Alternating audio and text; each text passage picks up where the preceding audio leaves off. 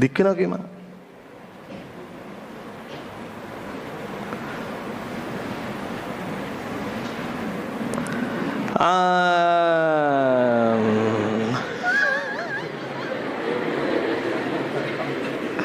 හරිද?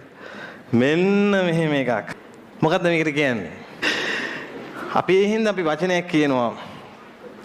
ඒ වචනය මේ හරි පරිස්සමෙන් ලියන්න ඕන.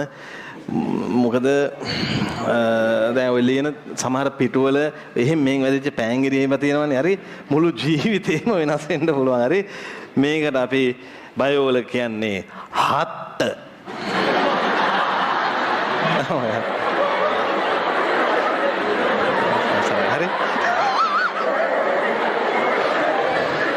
හරි මම හොඳට බෝඩ් එක මකන්න කිව්වේ ඒකයි.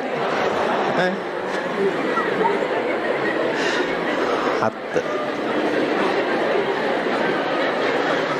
නම් කරලත් තියෙනවා සමහර අය. ඊතලයක් ගහලාම හරි. දැන් ඔය හත්තක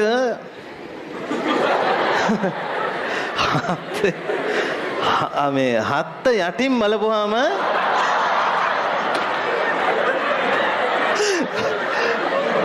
මේ පේන්න තියෙනවා පොතක පිටු වගේ.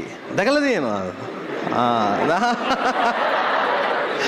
පොතක පිටු වගේ තියෙනවා.